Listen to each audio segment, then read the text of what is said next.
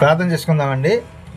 ప్రేమ నమ్మకం గల మా తండ్రి నీకే స్తుతి స్తోత్రం వందనములైన గత వారం నుంచి ఈ వారం వరకు మమ్మల్ని సజీవులకు వచ్చి మరి ఒకసారి మిమ్మల్ని ఆరాధించే సమయాన్ని ఆరోగ్యాన్ని ఇచ్చిన విధానాన్ని బట్టి వందన స్తోత్రాలు తండ్రి. ఇప్పటి వరకు పాటలు పాటు ఎందును వాక్యం చదువుతూ ఎందును వాక్యం మాత్రమే చెప్పుతూ ఎందును నీ హస్తం తోడుకుంచి నడిపించిన విధానాన్ని బట్టి వందన స్తోత్రాలు తండ్రి. మరి ఒకసారి మరి నేను ప్రార్థన చేస్తూ ఉండగా పరిశుద్ధాత్మ యొక్క పరిపూర్ణమైన నాకు సహాయాన్ని నాకు అందించమని అర్థిస్తూ తెలిసిన పిల్లలకు వివేచన దయచేయమని మీ పాఠం చక్కగా నేర్చుకొని నేను నువ్వుండే మహాలోకానికి చేరడానికి వీలుమని వెసులుబాటు కలదేమని, అలాగే ప్రపంచవ్యాప్తంగా ఎక్కడైతే ఆరాధన జరుగుతుందో వారందరినీ కూడా చల్లగా కాచి కాపాడమని కృపాగబ్దాలు ఎల్లప్పుడూ బ్రతునాడుకుంటూ ఈ ప్రార్థనని ప్రియకుమారం మా రక్షకుడు అయిన యేసుక్రీస్తు శక్తి గల నామమున అడిగి వేడుకుంటున్నాం పరమ తండ్రి.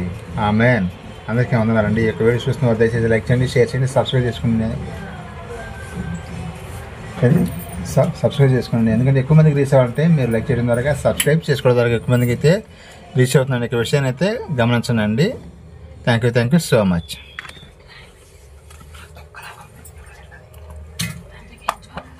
ఈరోజు పాఠం ఏంటండి మనది? ఈరోజు పాఠం స్త్రీలు సంఘములో బోధించకూడదా.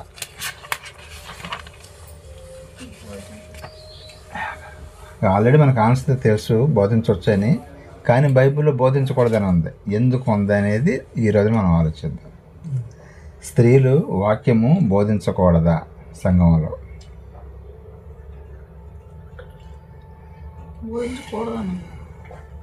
అది ఎందుకు ఉంది, అసలు ఆన్సర్ ఏంటనేది అది కూడా తెలుసుకున్నాం. అదే ఇప్పుడు ఇక్కడ మనకు ప్రశ్న వేసంగా అంటే బైబిల్లో ఉంది మరి బోధించకూడదని. ఎందుకు ఉంది?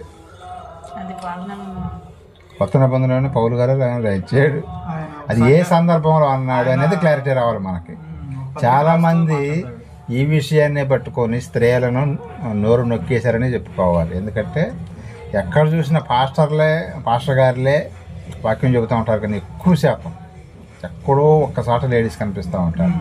ఎందుకని నోరు నొక్కేశారు స్త్రీలది అంటే వాక్యాన్ని అపార్థం చేసుకున్నారు. మరి అది చెప్పింది ఎవరో? బుడ్డోళ్ళు కూడా కాదు, చెప్పింది పౌలు, అపోస్తలుడైన పౌలు గారే చెప్పాడు. అది ఏ సందర్భంలో చెప్పాడు అనేది తెలుసుకోవాలి మనం. మరి మిగతా చోట్ల చాలా చోట్ల మరి బోధించమనే ఉంది, కానీ ఈయన ఎందుకు అన్నాడు అనేది మనం ఈ రోజున ఆన్సర్ తెలుసుకుందాం. ఆ సిచ్యువేషన్ ఎందుకు వచ్చింది క్లారిటీ ఉండాలిగా మనకి. ఎవరన్నా కొంతమంది అడుగుతారు, మీరేంటి ఇక్కడ స్త్రీ బోధించకూడదంటే మీరు వాక్యం చెబుతున్నారంటే అడుగుతారు. అప్పుడు మనం ఏం చెబుతాం? ఏం తర్వాత ఆలోచిద్దామని అన్నాం అనుకో, బాగోదుగా. అందుకని మన ఆన్సర్ మన దగ్గర ఉందనుకోండి, అప్పుడు ఇక మాట్లాడాలన్నమాట.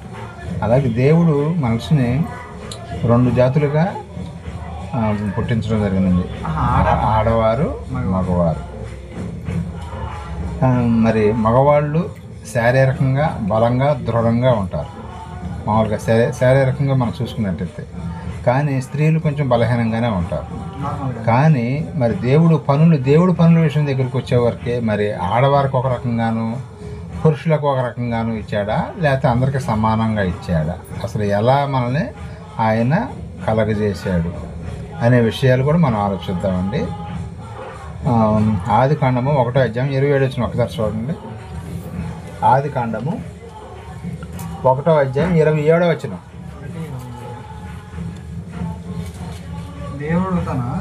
దేవుడు తన స్వరూపమందు నరుణ్ణి సృష్టించాడు.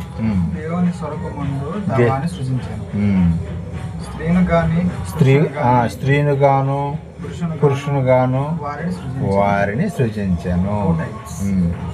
చెప్పుకున్నాం కదా 2 జాతులని, పురుషులు లేదా స్త్రీలు. స్త్రీగాను పురుషుడిగాను సృజించాడు. ఆయన దృష్టిలో ఇద్దరు కూడా ఒకటేనండి. స్త్రీలు ఎక్కువ పురుషులు తక్కువ అని ఎక్కడా లేదు. ఆయన దృష్టిలో ఇద్దరు కూడా ఒకటే. ఇది ఆత్మపరంగా. ఇప్పుడు ఆత్మలు ఆడాత్మ మగాత్మ అని ఏముండదండి. ఆత్మలకు వచ్చేవరకు అంతా ఒకటే. కాకపోతే ఇక్కడ మనకి శరీరం ఎందుకు ఇచ్చారంటే మనకి మరి భార్య భర్తలుగా ఉండాలి, పిల్లలను కనాలి కాబట్టి అందుకనే ఇద్దరుగా సపరేట్గా పుట్టించడం జరిగింది. మరి స్త్రీలు ఎక్కువ ఎక్కడ చూసినా సరే మనకి స్త్రీలు అనేవాళ్ళు సేవకులు కనిపించరు. అందరూ పురుషులు ఎక్కువ కనిపిస్తారు. ఎందుకంటే కొన్ని వాక్యాలని అపార్థం చేసుకున్నారండి బైబిల్లో. అందువల్ల అట్లా ఉంటుంది. ఇంకో విషయం కూడా చూద్దామండి. గలతీ పత్రిక 3:27 ఒకసారి చూడండి.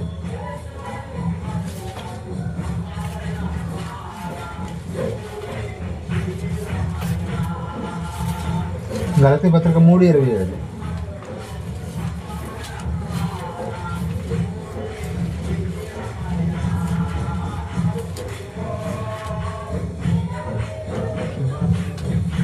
గలతీ 3:27 అండి.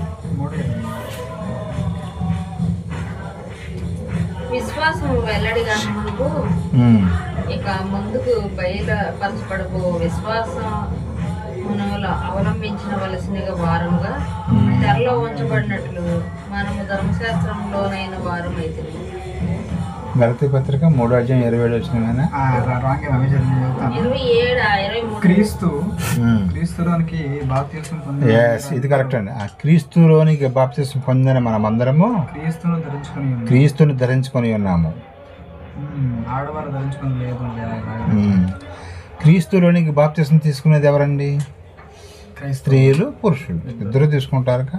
మళ్ళీ ఇంకొకసారి చదవని క్లారిటీ వస్తుంది మనకి. క్రీస్తులోనికి బాప్తిస్మం పొందిన మనమందరము ఇది అండర్లైన్ చేసుకోవాలి. క్రీస్తుని ధరించుకొని అంటే లేడీస్ బాప్తిస్మం తీసుకున్నారు, పురుషులు బాప్తిస్మం తీసుకున్నారు. అప్పుడు జెండర్తో పని లేదు. స్త్రీలని పురుషులని భేదము లేదు, ఏ భేదము లేదు అంటాడు ఆయన. స్త్రీ అని పురుషులని ఆయనకి భేదం లేదంట. కాకపోతే మనకు భేదాలు ఉంటాయి అంతే. మన స్త్రీ పురుషులని ఉంటుంది, కానీ ఇద్దరు కూడా సమానమే. దేవుని పని చేయాల్సి వస్తే ఇద్దరు చేయాలి. ఇక్కడ అర్థమవుతుందా? కొంతమంది ఏమన్నారు, స్త్రీలకు అసలు ఏం పని లేదా అని చెబుతున్నారు. ఇప్పుడు ఇక్కడ బైబిల్ ఏం చెబుతుంది? స్త్రీ పురుషులు ఇద్దరు కూడా బాప్తిస్మం తీసుకున్నారుగా, ఇద్దరు కూడా పని చేయాలి, దేవుని పని చేయాలి అని చెబుతుంది. కొన్ని వచనాలు మనం చదువుతుంటే డెప్త్గా వెళ్తేనే మనకు అర్థమవుతాయండి. ఊరికి పైపైన చదువుకుంటూ పోతే అది ఇక్కడ ఏం చెబుతుంది ఈ వచనం? స్త్రీ పురుషులు ఇద్దరు బాప్తిస్మం తీసుకున్నారు. ఇద్దరికి పని ఉంటుందా లేదా? అప్పుడు బాప్తిస్మం తీసుకున్న వాళ్ళందరికీ ఉందా పని? లేదా? ప్రతి ఒక్కరికి ఉంది. అందుకని స్త్రీకి పురుషుడికి ఇద్దరికి ఉంది. కానీ మరి అపోస్తుడైన పౌలు గారు మాత్రం ఒకసాట స్త్రీలు 2 సార్లు ఉంటుందండి. స్త్రీలు మాట్లాడకూడదు, నోరు తెరవకూడదు అని అంటాడు. అది కూడా చూద్దాం. 1 కొరింథీ 14:34 ఒకసారి చూడండి. కొరింథీయులకు రాసిన మొదటి పత్రిక 14:34 వచ్చిన. మరి ఈయనేంటి ఎట్లా మాట్లాడుతున్నాడు? మరి దేవుడేమో స్త్రీ అయిన పురుషుని ఎవరైనా పర్వాలేదు బాప్తిస్మం తీసుకుని అందరూ కూడా ఒకటే నాకు అన్నాడు. ఇక్కడ పౌలు గారు 1 కొరింథీ 14:34 అండి. 14:34 వచ్చింది. స్త్రీలు సంఘములో మౌనముగా ఉండవలెను. వారు లోబడి ఉండవలసిందే గాని మాట్లాడటం వారికి సెలవు లేదు, ఆజ్ఞ లేదు అని చెబుతున్నాడు. వాళ్ళకి పర్మిషన్ లేదు అంటున్నాడు. ఎందుకని ఈ మాట మాట్లాడుతున్నాడు ఈయన? మరి స్త్రీలకు ఏం పని లేదు అందామా? మరి ధర్మశాస్త్రం పాత నిబంధన ఏం చెబుతుందంటే ఇక స్త్రీలు మాట్లాడకుండా ఉండాల్సిందే. ఇప్పుడు ఈ క్రైస్తవులకు కూడా అదే మాట చెబుతున్నాడు. కానీ ఇది అప్లై అవుతుందా లేదా? అసలు ఈ మాట ఎందుకు అన్నాడు ఆయన? ఈ మాట రాసింది ఎవరో? ఇది పాత నిబంధనలు కూడా కాదు, కొరింథీయులకు రాశాడు. అంటే కొత్త నిబంధన ఇది. కొరింథీయులకు పత్రిక రాస్తూ ఆ పత్రికలు చెబుతున్నాడు అనమాట. మీరు స్త్రీలు నోరు తెరవద్దు అంటున్నాడు. ఇది చాలామంది అపార్థం చేసుకున్నారండి. చాలామంది స్త్రీలు మాట్లాడకూడదు, ముసుకేసుకొని ఏదో ప్రార్థన చేస్తే 1 నిమిషం 2 నిమిషాలు ప్రార్థన చేయటమే కానీ మాట్లాడడం ఇది ఫిక్స్ అయిపోయారు. ఇక ఎందుకని ఈ మాట అన్నాడు ఆయన? మళ్ళీ ఇంకోసారి కూడా ఒకసారి కాకుండా మళ్ళీ ఇంకోసారి కూడా చెప్పాడు ఆయన. మళ్ళీ తిమోతి గారికి కూడా ఉత్తరం రాస్తుంది, దాంట్లో కూడా ఇదే మాట రాయటం జరిగింది. అది కూడా చూద్దాం మనం. 1 తిమోతి 2:11 ఇది కూడా చదవండి. తిమోతి గారికి రాసిన మొదటి పత్రిక 2:11 అండి.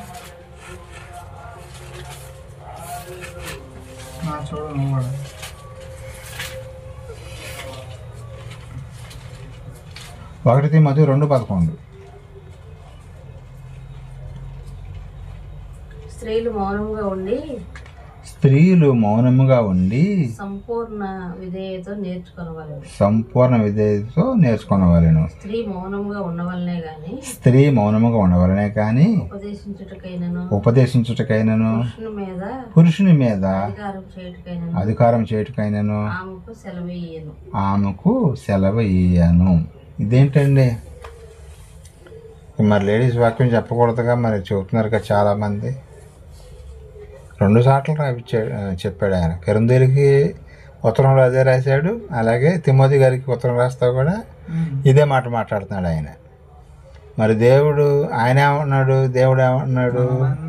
మనమందరము స్త్రీ అని పురుషుడని ఏ భేదము లేదు, బాప్తిసం తీసుకున్న వాళ్ళందరూ కూడా దేవుని పని చేయాలని ఆయన చెబుతున్నాడు. మరి పౌలు గారు వచ్చాము ఇక్కడ ఎలా చెబుతున్నాడు అంటే బైబుల్ 2 రకాలుగా రాసిద్దా? ఒక చోట ఒకలాగాను ఇంకో చోట ఇంకోలాగా చేస్తే మరి కరెక్ట్ కాదు కదా. ఇదేంటి మరి బైబిల్లో ఎలా ఉందేంటి? ఎందుకుందో ఆయన ఎందుకు మాట్లాడుతున్న నేపథ్యం అనేది తెలుసుకోవాలండి. అంటే సిచ్యువేషన్, నేపథ్యం అంటే బ్యాక్గ్రౌండ్లో ఏం జరుగుతుంది, అసలు ఎందుకు ఆయన ఈ మాటలు మాట్లాడాల్సి వచ్చింది అనేది తెలుసుకోవాలి. దాని గురించి ఇప్పుడు మనం ఒక్కొక్కటి చూసుకుంటూ వెళ్దామండి. కొరింథీయులకు రాసిన మొదటి పత్రిక 12వ అధ్యాయం 1 వచనం ఒకసారి చూడండి.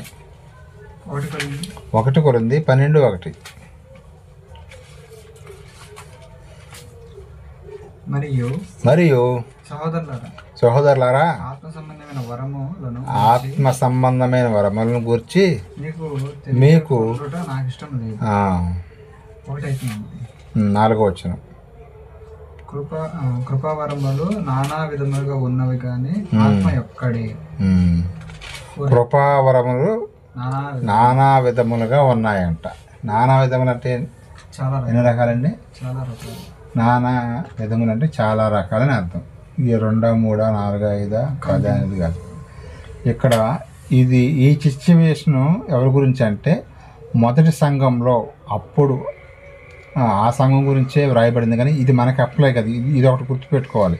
ఇప్పుడు చదివే వచనాలన్నీ కూడా ఇది మనకి కాదు, ఆదిమ సంఘంలో ఉన్న వారికి మాత్రమే ఇది అప్లై అవుతుంది. ఇది బైబిల్ పూర్తి అయిపోయిన తర్వాత సెక్షన్ మారిపోయింది అన్నమాట.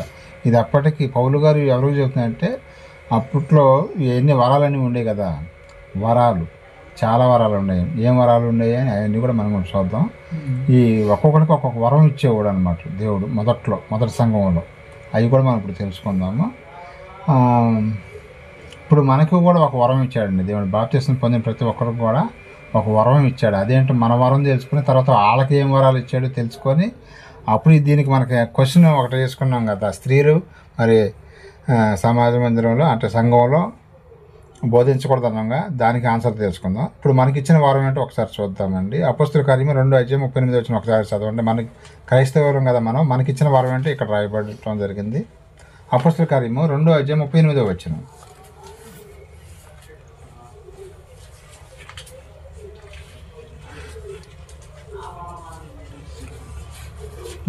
మీరు ఆన్సర్ చెప్పగలుగుతారా? మనకి ఏం వరం ఇచ్చాడు దేవుడు బాప్తిసం తీసుకున్నప్పుడు? పరిశుద్ధాత్మ. ఎస్, పరిశుద్ధాత్మను వరమును మీరు పొందుకుంటారన్నాడు. అది ఇక్కడ బైబిల్లో రాయబడింది చూడండి. మీరు మారు మనసు పొంది పాప క్షమాపణ నిమిత్తము ప్రతివాడు యేసుక్రీస్తు నామమున బాప్తిస్మము పొందుడి, అప్పుడు మీరు పరిశుద్ధాత్మను వరము పొందుకుంటారు.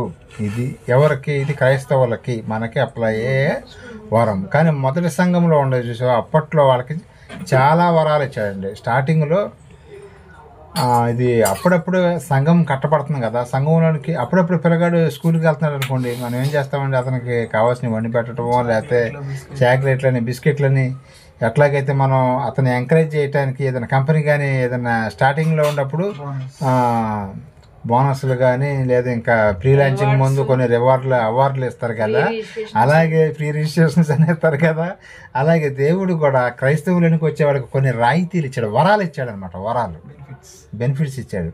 ఏదైనా ఒక కంపెనీలో చేరితే ఎట్లాగైతే బెనిఫిట్లు ఇస్తున్నారో, లేకపోతే పిల్లగాడు స్కూల్కి వెళ్తానంటే మనం ఎట్లాగా అతనికి కావాల్సిన వండి పెడతాం అంటే ఎంకరేజ్మెంట్ చేస్తాము, అలాగే దేవుడు కొత్తగా క్రైస్తవులకు వస్తున్న వాళ్ళకి అప్పుడు కొన్ని వరాలు ఇచ్చాడు. ఆ వరాలు ఏంటో ఇప్పుడు ఒక్కొక్కటి మనకు మాత్రం ఇచ్చిన వరం ముందు మనం తెలుసుకున్నాం కదా. పరిశుద్ధాత్మ అనే వరాన్ని మనం పొందుకున్నాం.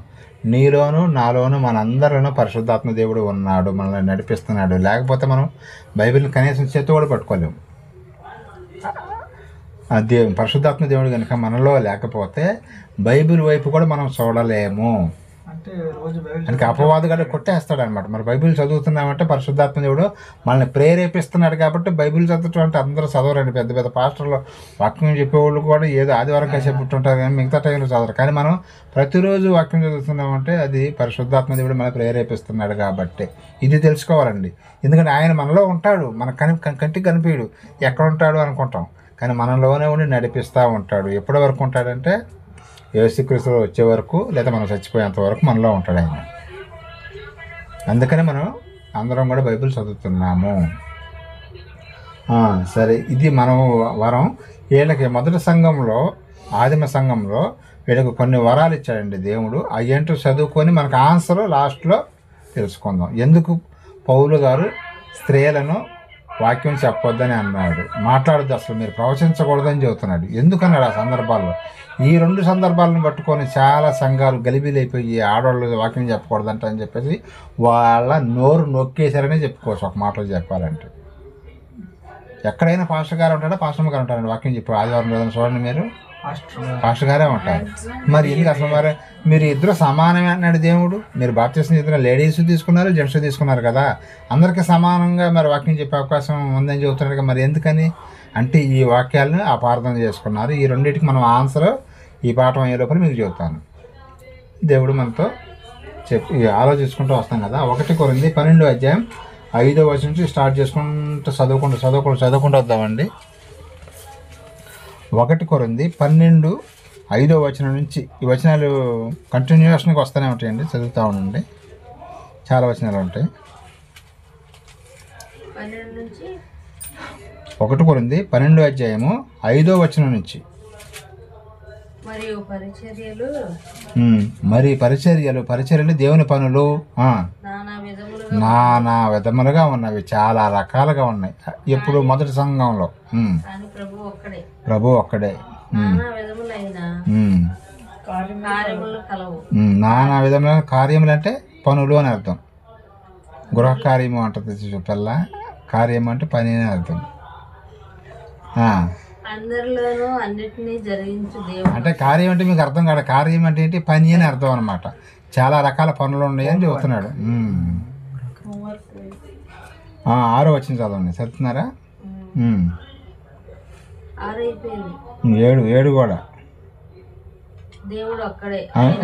ఒకసారి చెప్తాను నాకు. 7 నుంచి ఎక్కడ దాకా వస్తామంటే 31 దాకా రావాలి. ఒక్కోటి చదువుతూ ఉంటే నేను ఎక్స్ప్లెయిన్ చేస్తూ ఉంటాను. 7 నుంచి 31 దాకా. దేవుడు ఒక్కడే అయినను అందరి ప్రయోజనం కొరకు ప్రతి వానికి ఆత్మ ప్రత్యక్షత ఏలయనక అంటే ఒక్కొక్కరికి ఒక వరం ఇస్తున్నాను అని చెబుతున్నాడు. అందరికీ ఒకే వరం కాదండి, ఇక్కడ ఇది మనం అబ్జర్వ్ చేయాలి. ఒక్కొక్కరికి ఒక్కొక్క వరం ఇస్తున్నాడు దేవుడు. ఎప్పుడు ఆదిమ సంఘంలో, ఇది మనకు కాదు, ఆదిమ సంఘంలో ఉండే వాళ్ళకి అప్పుడు వాక్యం స్థిరపరచబడక ముందనమాట. అది స్టార్టింగ్లో ఇప్పుడు స్లాబ్ పోసినప్పుడు కనుక పచ్చిగా ఉంటుంది చూసావా, ఆ రోజున మనం వాటరింగ్ చేసేవాడికి ఏమైందండి, చేసిన ప్లాస్టింగ్ మొత్తం లెగిసిపోద్ది. అందుకని దేవుడు కొత్తగా వచ్చిన వాళ్ళకి ఏంటంటే కొద్దిగా రాయితీలు ఇచ్చాడు అనమాట. ఇవన్నీ కూడా ఎంకరేజ్మెంట్గా చెబుతున్నాడు. ఏమి ఇచ్చాడు ఇప్పుడు లిస్ట్ చెబుతాడు చూడండి.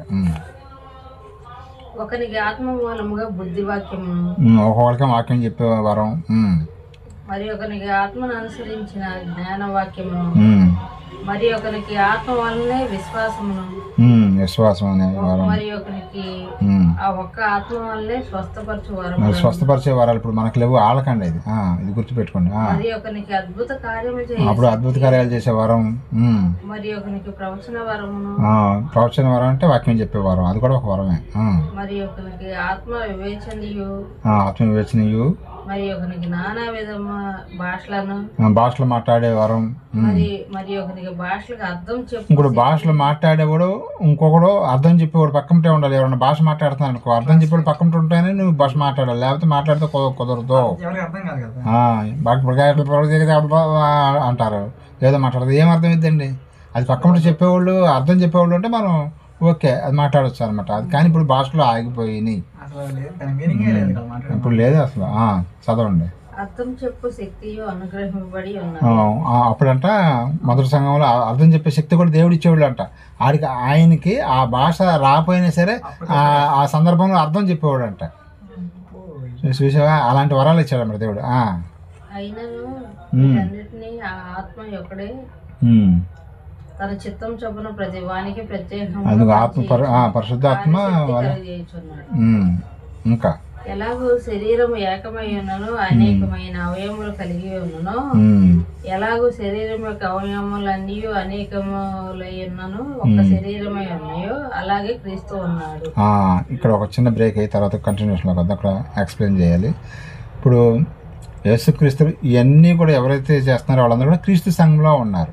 ఇంకా మనకు బాగా అర్థం కావాలంటే ఇప్పుడు మనకి కాలుకి దెబ్బ తగిలింది అనుకోండి, తగిలింది కాలుకే కదా, మనకి కంట్లోంచి నీళ్ళు ఎందుకు వస్తాయండి? బాగా దెబ్బ తగిలితే మన శరీరం మన మైండ్కి సిగ్నల్ ఇవ్వడం వల్ల కంట్లోంచి నీళ్ళు అంటే అది ఆ కాలు మందే కాబట్టి వస్తుంది. అలాగే చెయ్యికి దెబ్బ తగిలింది అనుకోండి, ఇక్కడ తలనొప్పి వచ్చేస్తుంది ఆటోమేటిక్గా. చెయ్యి మనకి మైండ్ డిస్టర్బ్ అయిపోద్ది. యాక్సిడెంట్ అయ్యి చెయ్యికి దెబ్బ తగిలితే మనిషి మొత్తం కూడా అదో రకంగా ఎందుకు అయిపోతాడంటే ఇది పార్ట్ మొత్తం మందే కాబట్టి. అది ఇంకా వేరే భాగంలో ఎక్కడ పొట్ట దగ్గర నొప్పి వచ్చినా, కడుపులో నొప్పి వచ్చినా, లేకపోతే ఇంకా వేరే నొప్పి ఎక్కడొచ్చినా సరే మనిషి మొత్తం బాధపడతాడా? పోవటం కడుపు దగ్గర కదా నొప్పి అని పట్టించుకోకుండా తిరుగుతూ ఉంటాడా? ఎస్, ఎక్కడ ఏ పెయిన్ వచ్చినా సరే బ్రెయిన్కి అందిద్ది. అలాగే సంఘంలో ఇంతమంది ఇన్ని రకాల వరాలు ఇచ్చినా, ఎవరు ఏ తప్పు చేసినా లేకపోతే మంచి పనులు చేసినా అది యేసుక్రీస్తు వారికి ఆపాదించబడుతుంది. అర్థమవుతుందా? ఇప్పుడు ఈ సంఘంలో ఎంతమంది అయితే ఉన్నారో ఒక్కొక్కరికి ఒక్కొక్క పని అప్పచెప్పాడు. మొదటి సంఘంలో కొంతమంది స్వస్థతలు చేస్తున్నారంట, కొంతమంది ప్రవచిస్తున్నారంట, కొంతమంది భాషలు మాట్లాడుతున్నారంట, కొంతమంది భాషలకు అర్థం చెబుతున్నారంట. ఇవన్నీ ఎందుకు చెబుతున్నావు అని మీరు అడిగితే ఇవన్నీ తెలిస్తే మీకు ఆన్సర్ వచ్చేది లాస్ట్లో. లేకపోతే ఇవన్నీ ఆలోచించకుండా ఉంటే ఆన్సర్ రాదు. స్త్రీలను ఎందుకు నువ్వు మౌనంగా ఉండవు అన్నాడు అనేది మనకు ఆన్సర్ రాదన్నమాట. ఇవన్నీ చదువుకుంటా తెలుసుకుంటా వెళ్తుంటా. కంటిన్యూషన్ అండి. ఇక యూదులైనను గ్రీసు దేశస్తులైనను దాసులైనను స్వతంత్రులైనను మనం అందరం ఒక్క శరీరంలోకి ఒక్క ఆత్మ అనేది బాప్తిసం పొందుతుంది. మనం అందరం ఒక్క ఆత్మను పానం చేసిన వారు. మనందరం కూడా ఒక పరిశుద్ధాత్మ దేవుడిని ధరించాం. నువ్వు నేను అందరూ కూడా మరి ఒక్కొక్కరికి ఒక్కొక్క పరిశుద్ధాత్మ కదా. అందరూ అంటే లేడీస్ జెంట్స్. ఎస్, అర్థమవుతుందిగా. చెప్పండి, చదవండి. శరీరం ఒక్కటే అవయములు ఉండగా అనేకమైన అవయములుగా ఉన్నది. నేను చెయ్యి కాను కనుక శరీరంలో దానిని కాని పాదం చెప్పినంత మాత్రాన శరీరంలో కాకపోతే. అదే చెయ్యికి దెబ్బ తగిలితే లేదా కాలుకి దెబ్బ తగిలినా, చెయ్యికి దెబ్బ తగిలినా మొత్తం బాడీ మొత్తం ఎలాగైతే మనకి బాధ అనిపించిద్దో, ఇప్పుడు సపోజ్ అప్పుడప్పుడు మనం తలనొప్పి వస్తాం, తలనొప్పి వచ్చి మనం పడుకుంటాం. ఒక్క తలనే కదా పనిచేయింది, మరి కాళ్ళు చేతులు ఇవన్నీ బాగానే ఉన్నాయి. ఇక ఎందుకని మనం మొడక తీసుకొని పడుకుంటాం దుప్పటి కప్పుకొని? అంటే ఈ బాడీ మొత్తం మందే కాబట్టి, ఏ పార్ట్ అయినా మందే కాబట్టి. అలాగే యేసుక్రీస్తులో మనం అందరం విడివిడిగా ఉన్నా సరే మనం అందరం క్రీస్తులో ఉన్నాం కాబట్టి అదనమాట. మరియు నేను కన్ను కాను కనుక శరీరంలో దాని కానని చెవి చెప్పినంత మాత్రాన మన శరీరంలోంచి కాకపోలేదు. అది మనిషి కన్ను కూడా మన శరీరంలోనే ఉంది, చెవులు మన శరీరంలో ఉంటే, కాళ్ళు మన శరీరంలో ఉంది. శరీరం అంతయు కన్ను అయితే వెనుట ఎక్కడ? అంతయు వెనుట అయినా వాసన దేని పని దానికే అయితే. ఇప్పుడు కాలుకే దెబ్బ తగిలింది అనుకో, ఇప్పుడు మళ్ళీ తర్వాత మన చెవుతో నడవగలుగుతామా? కాలుతోనే నొప్పి తగ్గాక మరి కాలుతోనే నడుస్తామా? దేనికి డ్యామేజ్ అయితే అది క్యూర్ అయితేనే మళ్ళీ మనం నడవగలుగుతాం. అదే కాలుతో వినగలుగుతామా, చెవుతో వినగలుగుతామా? అంటే దేని పని దానికి పెట్టాడని చెబుతున్నాడు అంటున్నాడు పౌలు గారు. ఇది చాలా డెప్త్గా చెబుతున్నాడు ఆయన మాటలో. పౌలు గారు వాక్యం అర్థం చేసుకోవాలంటే చాలా చాలా నాలెడ్జ్ ఉండాలన్నమాట. ఆయన అందుకని మనకి తెలుగులో వచ్చింది కాబట్టి బైబిల్ మనం చాలా దేని పని దాని చెవు పని చెబుదే, కాలు పని కాలుదే, కన్ను పని కనుదే అని చెబుతున్నాడు అనమాట. అంతయు వినుడైతే వాసన చూచుట ఎక్కడ? ముక్కు పని ముక్కుదే. కళ్ళతో వాసన చూస్తామండి, ముక్కుతో వాసన చూస్తావా? అది అనమాట. అయితే దేవుడు అవయముల్లో ప్రతిదాన్ని దాని చిత్త ప్రకారం శరీరంలో ఉంచెను. అవన్నీ ఒక అవయవం అయితే శరీరం ఎక్కడ? అవయములు అనేకములు, శరీరం ఒక్కటే. అదిగో అవయాలు ఎన్ని ఉన్నా సరే శరీరం మాత్రం ఒకటే. చదవండి 31 వరకు చదవాలి. కనుక కన్ను చేతిలో నీవు నాకు అక్కర్లేదని చెప్పుచాలదు, తల పాదములు మీరు నాకు అక్కర్లేదని చెప్పుచాలదు. అంతేకాదు శరీరం యొక్క అవయములు ఏవి మరి బలహీనంగా కనబడినా అవి మరీ అవశ్యములు. శరీరంలో ఏ అవయములు ఘనత లేనివి తలంతులు అవయములు మరీ ఎక్కువగా కనపరుచున్నాము. మనమందరము మన అవయములు ఎక్కువైన సౌందర్యం కలుగు.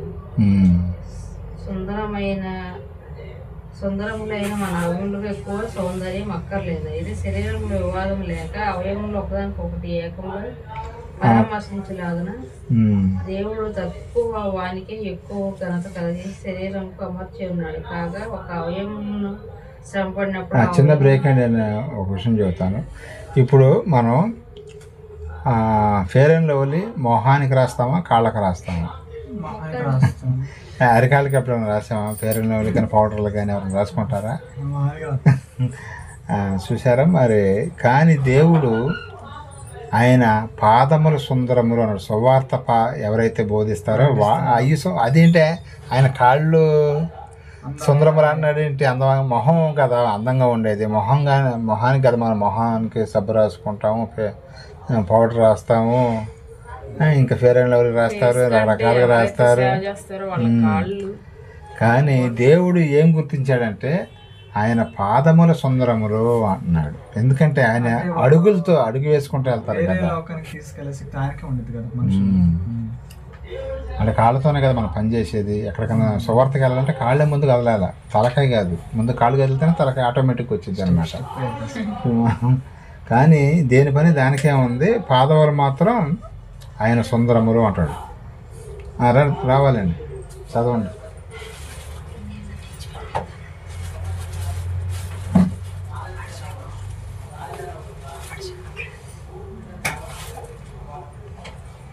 లేట్ అవుతుంది.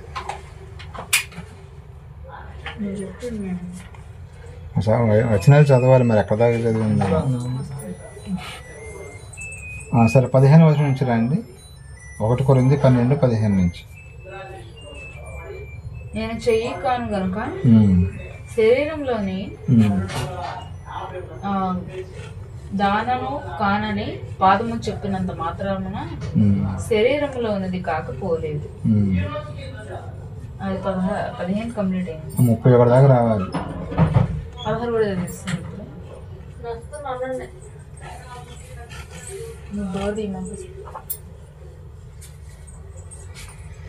కంటిన్యూషన్ చేయాలి.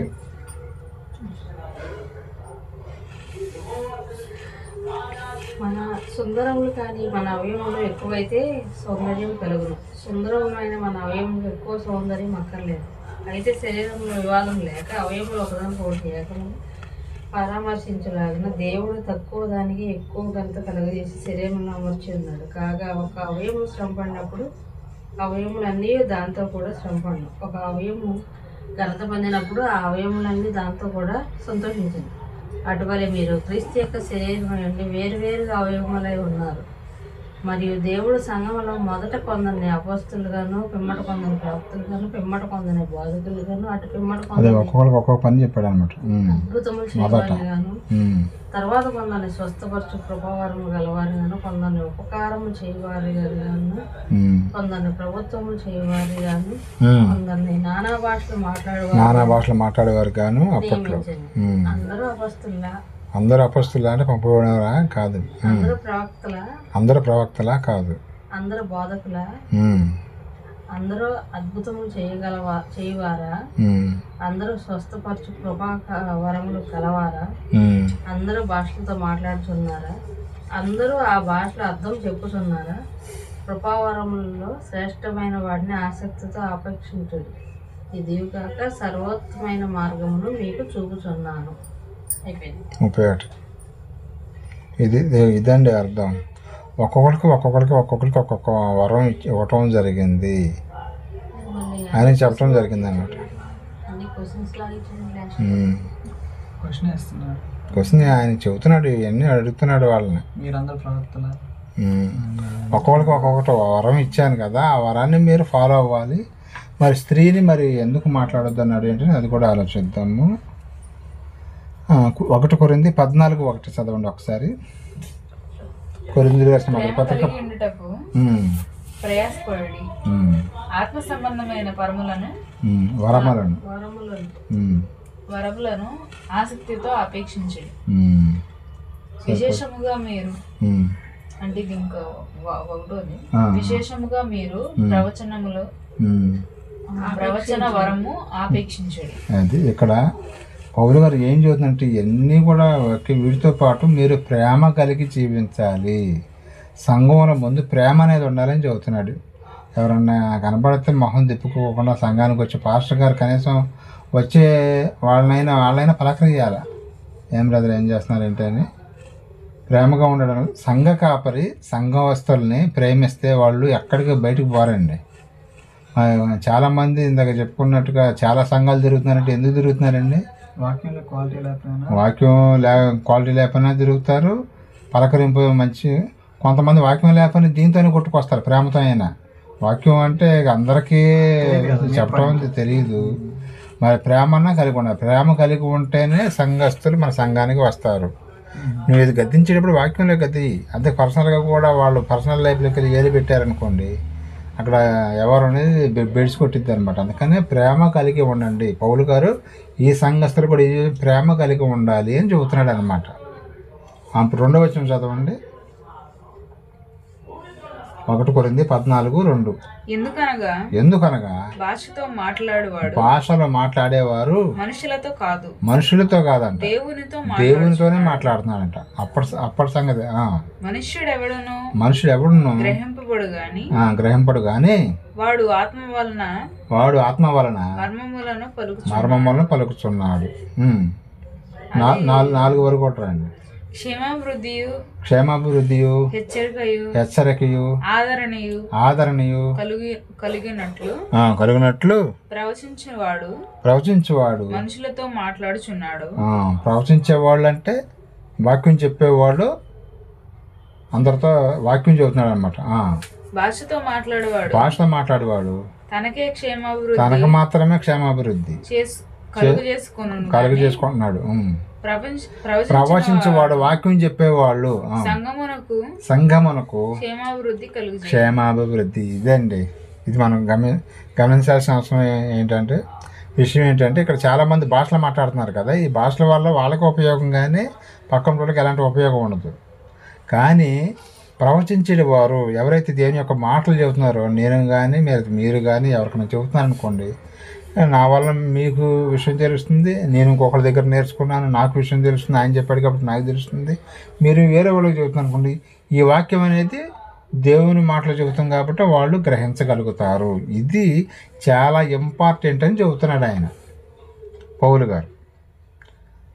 ఈ భాషలో మాట్లాడటం కానీ స్వస్థతలు కానీ ఇవన్నీ కూడా మొదటి శతాబ్దంలో ఇచ్చాడు. కానీ వీటన్నిటికన్నా కూడా హైలైట్ ఏం చేశాడంటే పౌలు గారు లాస్ట్కి వచ్చేవరకే వాక్యం చెప్పటమే ముఖ్యం అని చెప్పేశాడు ఆయన. మరి ఇక్కడ మన క్వశ్చన్ ఏంటంటే మరి స్త్రీలు మౌనంగా ఉండాలన్నాడు. ఎందుకు అన్నాడు అన్నమాట. ఇవన్నీ కూడా ఓకే, ప్లస్ వీటన్నిటికన్నా కూడా ప్రేమ కలిగి ఉండండి అనేవి చెబుతున్నాడు, ప్లస్ వాక్యం చెప్పండి. ఈ రెండింటిని హైలైట్ చేశాడు ఆయన. అందరితో కూడా ప్రేమగా ఉండాలి. సంఘ కాపరి అనేవాళ్ళు సంఘంలో ఉండేవాళ్ళు కూడా, సంఘ కాపరనే కాదు, సంఘంలో ఎవరైతే వస్తున్నారో వాళ్ళు కూడా ప్రేమ కలిగి ఉండాలి. మంచిగా పలకరించుకుంటే సరిపోద్ది. ప్రేమ అంటే ఇంక ఏముంది, ఇప్పుడు ఎక్కడ కనబడ్డప్పుడు వందనాలు బ్రదర్ అని 100 బ్రదర్ చెప్పుకుంటే మంచిది. కొంతమంది వందనాలు చెబుతున్నా కానీ ఇటు చెబుతుంటే తలకాయ తిప్పుకుంటూ ఉంటారు. అట్లా ఉండకూడదండి. ఏది కరెక్ట్ వాక్యం ఎవరైతే ఫాలో అవుతున్నారో వాళ్ళ సంగతి చెబుతున్నాను. ఒకే సంఘంలో ఉండాలంటే మరి అందరూ ఒకే వాక్యం అంటారుగా, వందనాలు చెప్పుకోవాలండి, ప్రేమ కలిగి ఉండాలి. ఏదైనా ఆ ఇబ్బంది కలిగితే ఇంకా సహాయం చేయగలిగితే ఇంకా మంచిది.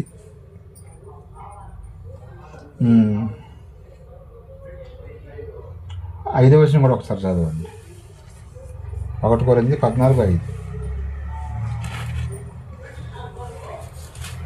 మీరందరూ భాషలతో మాట్లాడవలనని కోరుకుంటున్నారు గాని మీరు ప్రవచించవలనని వారు విశేషముగా కోరుచున్నారు. మరి విశేషముగా కోరుచున్నాను. సంఘం క్షేమాభివృద్ధి పొందు నిమిత్తము భాషలతో మాట్లాడువాడు అర్థము చెప్పితేనే గాని వానికంటే ప్రవచించేవాడే శ్రేష్ఠుడు. కొంతమంది భాషలు మాట్లాడుతూ ఉంటారండి. అప్పట్లో బాగా భాషలు మాట్లాడేవాళ్ళు, అదే ఇప్పుడు కూడా ఉందనుకోండి, ఇప్పుడు కూడా మాట్లాడుతున్నారండి. భాషలు మాట్లాడేవాళ్ళు అంట దానికి అర్థం చెప్పేవాళ్ళు పక్కన ఉంటేనే భాషలో మాట్లాడాలంట. కొంతమంది మనకు తెలిసిన సేవకులు మాట్లాడుతున్నారు, మీకు తెలుసు, పేర్లు చెప్పదలుచుకోలేదు, మీకు తెలుసు కదా. వాళ్ళు ఏంటంటే భాషలో మాట్లాడతారు, దాని అర్థం పక్కన ఎవరైనా చెప్పేవాళ్ళు ఉంటేనే ఈయన భాషలో మాట్లాడాలి, ఆయన ఆ అర్థం చెప్పేవాళ్ళు లేకపోతే కనుక భాషలో మాట్లాడొద్దని చెబుతున్నాడు దేవుడు. మరి ఉపయోగం ఉంది, భాషలో మాట్లాడతారా? ఎవరికి అర్థం కాదు. ఉపయోగం ఉంది, పక్కన ఇంకొకళ్ళకి ఇంకొక వరం ఇచ్చాడంట దేవుడు. అది ఆ భాషకు అర్థం చెప్పే తెలివితేటలు వాళ్ళకి ఇచ్చాడు. సరే, ఇదంతా మనకెందుకంటే ఆన్సర్ రావాలంటే ఇవన్నీ కూడా మొదటి సంఘంలో ఇవన్నీ కూడా చాలా రకాలుగా వరాలు ఇచ్చాడు. కానీ మరి స్త్రీలను మౌనంగా ఎందుకు ఉండవన్నాడు? 1 కొరింథీ 12:10 ఒకసారి చదవండి.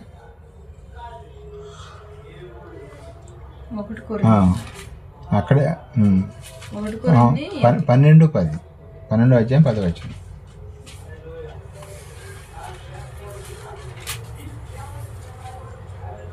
మరి ఒకనికి అద్భుత కార్యములను చేయ శక్తియు మరి ఒకనికి ప్రవచన వరమును మరి ఒకనికి ఆత్మల వివేచనమును మరి ఒకనికి నానావిధ భాషలను మరి ఒకనికి భాషల అర్థము చెప్పు శక్తియు అనుగ్రహింపబడి ఉన్నది. చూసారా, అక్కడ అదే మ్యాటర్ రాశాడు, ఇక్కడ కూడా అదే మ్యాటర్ రాశాడు.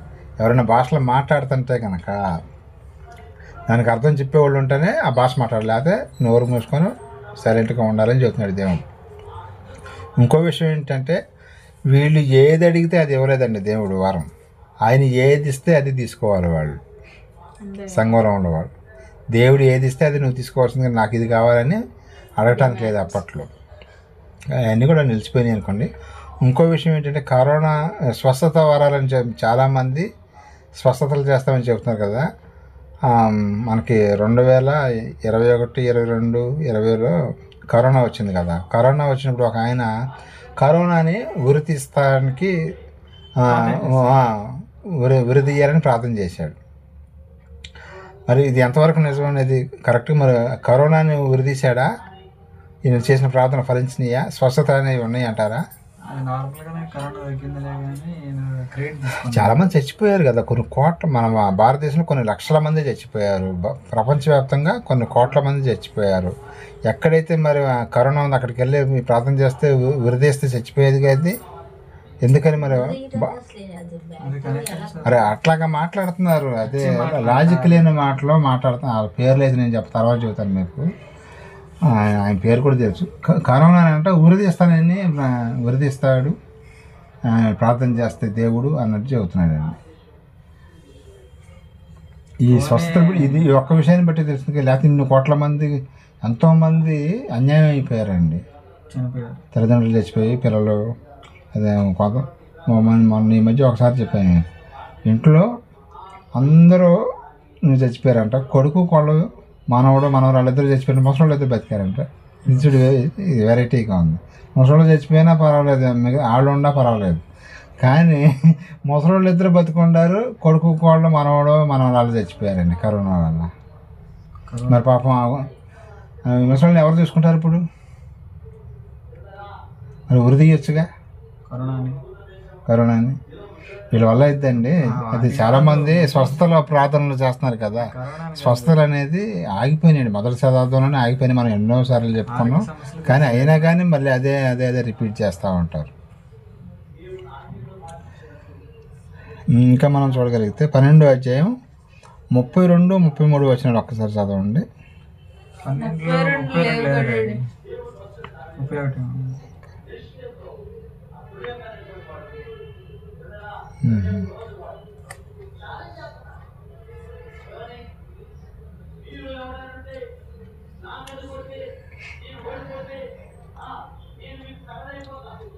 ఓకే. 1 కొరింథీ 12వ అధ్యాయం 32, 33. అదే సరే 14వ అధ్యాయం చూడండి. 1 కొరింథీ 14, 32, 33.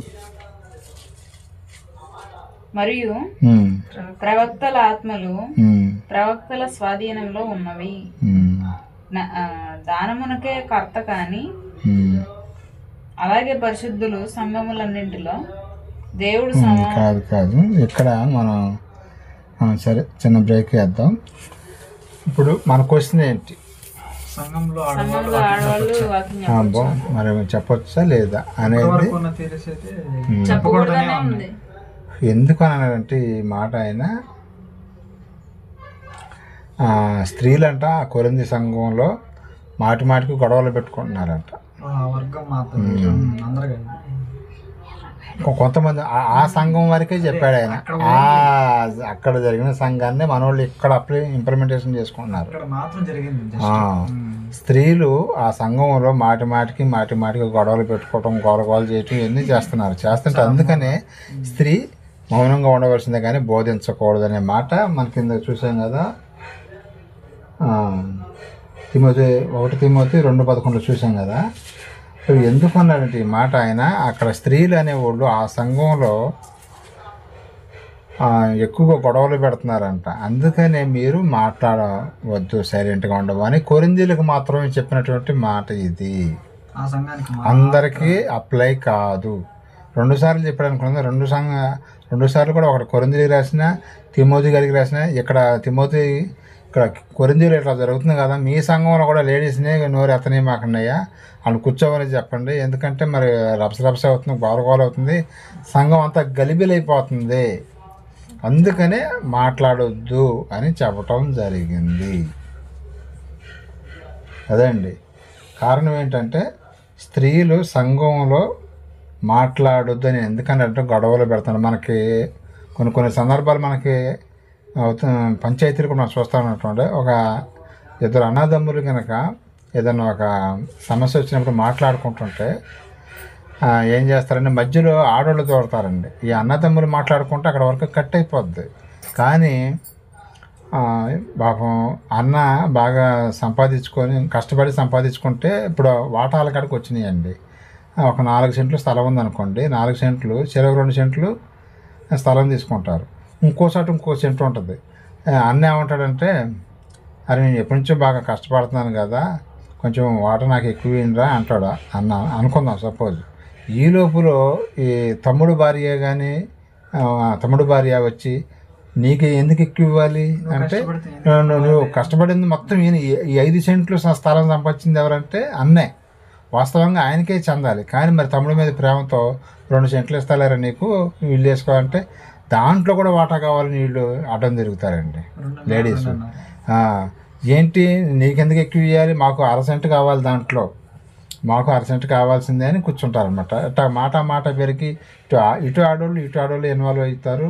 మధ్యలో పెద్ద గొడవ అయిపోద్ది. ఇట్లా కొన్ని సందర్భాలు చాలా మనం చూస్తూనే ఉంటామండి. అలాగే ఈ సంఘంలో కూడా ఏంటంటే స్త్రీలంట ఇలా ఆయన భర్తలు ఉంటారు కదా, భర్తలకి ఏమని అడుగుతున్నారంటే మా ఆయన వాక్యం చెప్పడానికి అవకాశం ఇవ్వట్లేదు, పాట పాడటానికి అవకాశం ఇవ్వట్లేదు, లేకపోతే భాషలు మాట్లాడటానికి అవకాశం ఇవ్వట్లేదు అని లేడీస్ అంటే గొడవలు పెంచుతున్నారంట కొరింథీ సంఘంలో. అది మొత్తం ఉంటుంది అక్కడ. మనం చదివితే అధ్యాయం మొత్తం కూడా చదివితే 12, 13, 14 అధ్యాయాలు మొత్తం చదివితే మీకు సారాంశం అనేది వస్తుంది అనమాట. ఇక్కడ లేడీస్ ఏంటంటే మా ఆయనకి వాక్యం చెప్పే అవకాశం ఇవ్వట్లేదని లేడీస్ మాట్లాడతాను. ఇప్పుడు లేడీస్ మాట్లాడితే ఏమైందండి, అవతల వాళ్ళు నోరు లేపుతారుగా, మీ ఆయనకైనా పాట పాడే అవకాశం ఇచ్చేది మా ఆయనకి కూడా ఇవ్వాలని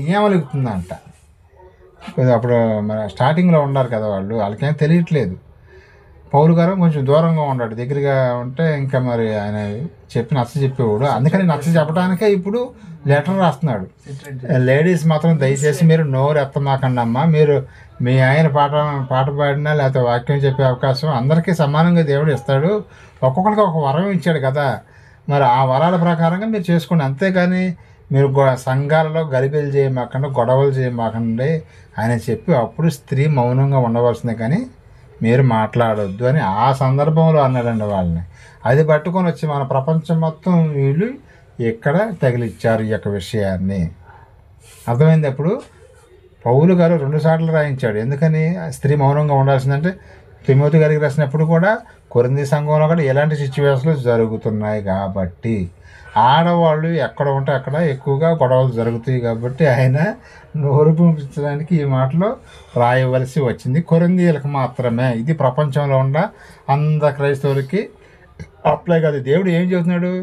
బాప్తిస్తం లేడీస్ తీసుకున్నారు, జెంట్స్ తీసుకున్నారు, ఇద్దరు తీసుకున్నారు కదా, ఇద్దరికి పని ఉంది కదా అని దేవుడు చెబుతుంటే పౌలు గారు కూడా ఉద్దేశం అదే, స్త్రీలు కూడా వాక్యం చెప్పాలనే ఉద్దేశం. కానీ వాళ్ళు గొడవలు పెడుతున్నారంట, ఆ సంఘాలలో రచ్చ చేస్తున్నారంట. అలాంటప్పుడు సంఘాలు విడిపోతాయి కదా. అప్పుడు ఏమైంది? మీ చర్చికి రావాలని వీళ్ళు వెళ్ళి వేరే చర్చికి వెళ్తారు, వీళ్ళు కూడా కొంచెం వాళ్ళు వేరే చర్చికి వెళ్ళిపోయి మేము వెళ్ళి చర్చికి వెళ్ళిపోతామని వీళ్ళు వెళ్ళిపోయారు అనుకోండి, ఇక్కడ సంఘంలో అందరూ ముక్కలు అయిపోతారు, ఒక్కొక్క చోటకి ఒక్కొక్కరు చీలిపోతారన్నమాట. ఇలాంటి చీలికలు రాకుండా ఉండాలంటే మగవాళ్ళు మాత్రమే ప్రస్తుతానికి వాక్యం చెప్పండి అయ్యా, లేడీస్ని మాత్రం ఇట్లా మాట్లాడటానికి కూడా అవకాశం ఇవ్వమాకండి. వాక్యం చెప్పడమే కాదు, అసలు కనీసం మాట్లాడొద్దు. వాళ్ళు మాట్లాడిన కానీ గొడవలు పెరుగుతున్నాయి. గొడవలు పెరిగినాయి అంటే సంఘం ముక్కలు అయిపోద్ది.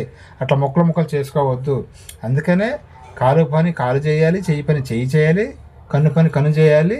మనం అందరం కూడా క్రీస్తులోనికి ఒక భాగమై ఉన్నాం కాబట్టి మనకు శిరస్సు క్రీస్తు కాబట్టి అని అంతమంది మీకు వచనాలు చదివించాను కదా.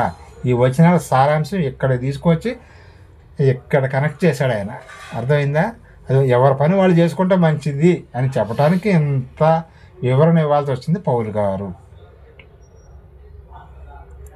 అర్థమైందండి? ఇది చాలా ఇంకో విషయం ఏంటంటే అక్కడే కాదు, కొరింథీ సంఘంలోనే కాదు, బయట ఇప్పుడు ప్రజెంట్ సంఘాల్లో కూడా ఇట్లా గొడవలు వచ్చి సంఘాలు ముక్కలు అయిపోయినాయి. నాకైతే కొన్ని తెలుసు, ఆ తర్వాత మాట్లాడదు, మాది ఇక్కడ మనం రికార్డ్ అవుతుంది కాబట్టి అవన్నీ వద్దు.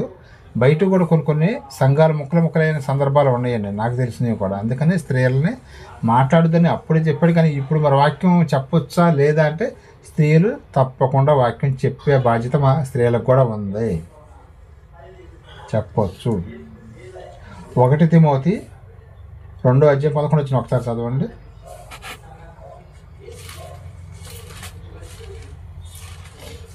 1 తిమోతి 2:11 వచ్చినవండి. స్త్రీలు మౌనంగా ఉండి సంపూర్ణ విధేయతతో నేర్చుకోవాలి. స్త్రీ మౌనంగా ఉండవలసిందే కానీ ఉపదేశించడం అంటే ఏంటండి? సలహాలు ఇస్తున్నారంట. మా ఆయన పాట పాడతాడు, లేకపోతే మా ఆయన ఇది చేస్తాడు అది చేస్తా అని అక్కడ సలహాలు ఇస్తాం, ఉపదేశిస్తున్నారంట. ఈ ఉపదేశాలు మీరు చేయొద్దని చెబుతున్నాడు. చదవండి. పురుషుల మీద అధికారం చేస్తున్నారంట. చూసారా, అక్కడ సంఘంలో పురుషుల మీద అధికారం చేస్తున్నారంట స్త్రీలు. మొత్తం సెలవు ఇవ్వమాకండి, అసమటి వాళ్ళనే నోరెత్తితే మాత్రం నోరు ఎత్తనేకుండా కూర్చోబెట్టండి సైలెంట్గా అని పౌలు గారు సంఘాలు ముక్కలు కాకుండా ఉండటానికి అప్పుడు చెప్పిన మాటలు మాత్రమే. చదవండి. మొదట ఆదామును తర్వాత హవ్వను నిర్మింపబడింది కదా. సరిపోద్దండి. చివరికి ఒక్క వచనం చదువుకొని మనం ముగించేసుకుందాం. అర్థమవుతుందిగా. 1 తిమోతి 4:7 ఒకసారి చదవండి. 4:7. అపవిత్రములైన ముసలమ్మ ముచ్చట్లను విసర్జించి దేవభక్తి విషయంలో నీకు నీవే సాధకంగా చేసుకును. లేడీస్ ఒక నలుగురు కనుక ఇద్దరు కానీ ముగ్గురు కానీ కూర్చుంటే అక్కడ ఈ ముచ్చట్లే చెబుతూ ఉంటారు, కానీ సంఘాల్లో కూడా ఇదే ముచ్చట్లో చెబుతున్నారంట. అందుకని పౌలు గారు ఎప్పటి నుంచో ఉంటాయి. ఆడవాళ్ళు ఒక ఇద్దరు ముగ్గురు కలిసారంటే మీ ఏ చీర ఎక్కడ కొన్నారు, ఆ బంగారం ఎక్కడ కొన్నారు, ఆ నగలు ఎక్కడ కొన్నారు, ఈ టాపిక్ వస్తుంది. కానీ ప్రభువు గురించి మాట్లాడతారండి. అదే సరే, బయట మాట్లాడకపోక గొడవలు పెట్టుకున్నారు, సంఘాల్లో గొడవలు పెట్టుకున్నారు, సంఘాన్ని ముక్కలు చేయడానికి చూస్తున్నారంట. అంటే వాళ్ళకి తెలియదు మేము ముక్కలు చేస్తామని, కానీ ఏంటి మీ పాట పాడకూడదా, లేకపోతే మా ఆయన పాడకూడదా, లేకపోతే మా ఆయన వాక్యం చెప్పకూడదా, మా ఆయన భాషలతో మాట్లాడకూడదా అని ఇట్లా గొడవలు పెట్టుకున్నారు. అందుకని పౌలు గారు స్త్రీని మాట్లాడొద్దని ఆ సంఘాలలో మాత్రమే చెప్పడం జరిగింది. ఇప్పుడు ఉన్నటువంటి మనము ఎవరైనా సరే, స్త్రీ అయినా పురుషు అయినా సరే, ఎవరైనా సరే దేవుని పని చేస్తేనే పరలోక రాజ్యం వెళ్తారు. లేకపోతే సహకారులు కూడా పర్వాలేదు, వాక్యం ఏం చెప్పాలని ఏమిందండి, సహకారులు కూడా పర్వాలేదు. భర్త సేవ చేస్తాను అనుకోండి, భార్య గారు వెంటనే వెళ్ళి బైబిల్ చదవటమో, పాటలు పాడటమో, లేకపోతే పరిచర్య చేయటం ఏదో ఒకటి చెయ్యాలి. అప్పుడు మాత్రమే పరలోక రాజ్యం వస్తుంది. పాస్టర్ గారేమో వాక్యం చెప్పడానికి దేశాలన్నీ తిరిగి వస్తాడు, ఏమో మాత్రం ఇంట్లోంచి కదలతాం. కొంతమంది ఇద్దరు వెళ్ళాలండి. పేతురు గారు అదే అంటాడు, నేను నా భార్య ఇద్దరం కూడా వాక్యం చెప్పడానికి వెళ్తాము. అట్లా అయితేనే మేము, భర్త ఎక్కడెక్కడో తిరుగుతూ ఉంటాడు, వాక్యం చెప్పుకుంటాం, భార్య ఏమో ఇక్కడ మరి ఇంటికాడ ఉంటుందండి. అందుకని ఇద్దరు కూడా వాక్యంలో ఉండాలనుకోండి, అప్పుడు స్ట్రాంగ్గా ఉంటుందండి. మీకు ఇంకొక క్వశ్చన్ వేస్తున్నాను, క్వశ్చన్కి సమాధానం చెప్పాలి. యేసుక్రీస్తు వారికి 12 మంది మగవాళ్ళే శిష్యులుగా ఎందుకు ఉండాలి, స్త్రీలు ఎందుకు లేరు?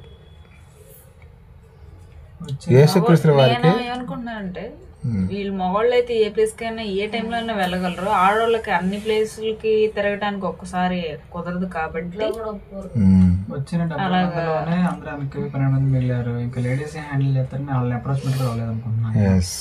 వాళ్ళకి కొన్ని డేస్ కుదరదు కాబట్టి ఆ టైంలో మళ్ళీ టైం వేస్ట్ అయింది. మరి వాళ్ళు పిల్లల్ని కనాలా, పెళ్ళిళ్ళు చేసుకోవటాలు, పిల్లల్ని కంటాలు, మరి ఇవన్నీ చాలా వ్యవహారం ఉంటుంది. కాబట్టి అందుకనే యేసుక్రీస్తుల వారు పురుషులకు మాత్రమే ప్రాధాన్యం. చేసుకునే వాళ్ళు ఎట్లాగో అసలు ఏ శిష్యురాలుగా లేకపోయినా మధ్యలో మరి మా ఆమెనే ఈయన పెళ్లి చేసుకున్నాడు, మరియా మార్తయ్యలు వాళ్ళని ఈయన పెళ్లి చేసుకున్నాడు అన్నట్టుగా పుట్టించారు కొంతమంది. అది అబద్ధం. అది శిష్యురాలుగా అది ఏదో ఇలాంటి ప్రార్థన చేసి వస్తానే ఎన్నో కథలు పుట్టించారు. ఇంక నిజంగా శిష్యులుగా పెట్టుకుని ఎట్లాగూ బెడ్ నేమ్ తీసుకొస్తారు. ప్లస్ ప్రపంచం అంతా వెళ్ళాలంటే ఎట్లా వస్తారు లేడీస్? మొగుడిని పిల్లల్ని వదిలేసేసి వాళ్ళు కూడా తిరుగుతారా? తిరగక. అందుకనే స్త్రీలని అక్కడ ఆయన శిష్యులకు ఎందుకు పెట్టుకోలేదంటే ఇబ్బంది పడతారు ప్రతిదానికి. కానీ ప్రయాణాలప్పుడే కానీ ఇంకా శారీరకంగా, మానసికంగా ఎన్నో రకాలుగా ఇన్ని దేశాలు తిరగాలంటే చాలా ఇబ్బంది కదా. అందుకని పురుషులు అనుకోండి, తోమా గారు కానీ మరి పౌలు గారు కానీ చాలా దేశాలు తిరిగారు. అందుకని వాళ్ళని శిష్యులుగా ఎన్నుకోవటం జరిగింది యేసుక్రీస్తుల వారు. ఆన్సర్ వచ్చిందిగా. ఇప్పుడు మన ఆన్సర్ ఏంటి? స్త్రీలు సంఘంలో బోధించవచ్చా అంటే చక్కగా బోధించవచ్చు. ఎన్ని వారాలైనా, ఎప్పుడైనా, ఎక్కడైనా చెప్పవచ్చు. మరి ఇక్కడ 2 సార్లు మరి పౌలు గారు వద్దన్నారుగా అంటే ఎందుకు వద్దన్నాడు? ఇప్పుడు వివరణ ఇచ్చానుగా. ఎవరన్నా అడిగితే ఇది సమాధానం చెప్పాలి మనం. అక్కడ లేడీస్ నోటుకు వచ్చినట్టుగా మాట్లాడటం కానీ, సంఘాల్లో గొడవలు పెడుతున్నారని, ముక్కలు అయిపోతున్నాయని పౌలు గారు వాళ్ళని మాత్రమే వద్దన్నాడు. కానీ అందరినీ వద్దనలేదు. ఇదే టాపిక్ ఇంకా కొనసాగింపుగా వస్తుంది. ఎవరెవరు ఇంకా సేవ చేశారు, లేడీస్ సేవ చేసిన వాళ్ళు చాలామంది ఉన్నారండి బైబిల్లో. వాళ్ళది ఈసారి ఎప్పుడైనా కుదిరినప్పుడు మళ్ళీ ఆ పార్ట్ కూడా ఆలోచిద్దాం. ఇదనమాట. ప్రవక్తులు కూడా ఉన్నారు, వాక్యం చెప్పిన కొత్త నిబంధనలు చాలామంది ఉన్నారు, సహకారులు ఉన్నారు. అదొక మళ్ళీ అన్నీ మాట్లాడితే ఇంకా చాలా టైం అయిపోద్ది. ఇప్పటికే మనకి అసలు ఇక్కడ మన క్వశ్చన్ ఏంటంటే స్త్రీలు బోధించవచ్చా లేదా? ఇది ఈ ఆన్సర్ వచ్చేసిందిగా, బోధించవచ్చు. మరి అప్పుడే అక్కడ ఎందుకు చెప్పాడంటే ఈ సందర్భం ఉంది కాబట్టి ఆ మాట అనడం జరిగింది. అది అందరికీ అప్లై కావద్దు. స్త్రీలు చక్కగా ఎక్కడైనా సరే దేని యొక్క వాక్యం చెప్పవచ్చు, ఇబ్బంది ఏం లేదు. ఎవరైనా చెప్పిన వాళ్ళు ఎవరైనా బైబిల్లో ఉన్నారంటే అదొక పాఠం అయింది కాబట్టి ఎప్పుడైనా మళ్ళీ ఆలోచిద్దాం. ముగించుకుని చిన్న ప్రార్థన చేసుకుందామని. ప్రేమ నాకు మా తండ్రికే చూపిస్తుంది. మనం ఇప్పటివరకు నేను మాటలు చెప్పాను తండ్రి. మరి స్త్రీలు బోధించవచ్చు అంటే చక్కగా బోధించవచ్చు అని. మరి స్త్రీ అని లేదు, పురుషుడు అని భేదం లేదు. ఇద్దరు కూడా ఒకటే. ఇద్దరు కూడా నాకు ఆత్మలే. కానీ మేము మాత్రమే శారీరకంగా, మరి పురుషులు కానీ స్త్రీ కానీ కొద్దిగా తేడా ఉంటుంది. కానీ ఆత్మపరంగా చూస్తే ఇద్దరు కూడా ఒకటేని మీరు వాక్యంలో మీరు సెలవిచ్చినట్టుగా మేము తెలుసుకున్నాం తండ్రి. కాబట్టి స్త్రీలు చక్కగా బోధించే అవకాశం ఇచ్చిన విధానాన్ని బట్టి మీ కోటాను కోట్ల స్తోత్రాలు తండ్రి. అలాగే ప్రపంచవ్యాప్తంగా ఎక్కడైతే నీ యొక్క ఆరాధన జరుగుతుందో తండ్రి, సమస్త మహిమ గంధ ప్రభావం మీరే పొందుకోమని, మీరే మాకు తోడుగా నడిపించమని చిన్న మందగా కూడి ప్రార్థన చేస్తూ ఉండగా నన్ను, నా కుటుంబాన్ని, అలాగే సమస్త క్రైస్తవుల్ని అందరిని కూడా నీ యొక్క రాజ్యాన్ని విజ్ఞాపం చేసుకుని బతిమలాడుకుంటూ ఈ ప్రార్థన నీ ప్రియకుమారుడు మా రక్షకుడు అయిన యేసుక్రీస్తు శక్తి గల నామమున అడిగి వేడుకుంటున్నా పరమ తండ్రి. ఆమెన్. తండ్రి యొక్క దయ, కుమారునికి ప్రేమ, పరిశుద్ధాత్మక సన్నిధి సహవాసం మనకి లోకంలో ఉన్న సకల పరిశుద్ధులు కనిపించి బిడ్డలకు సదాకాలం తోడుగా నడిపించిన గాక. ఆమెన్. అందరికీ వందనాలండి.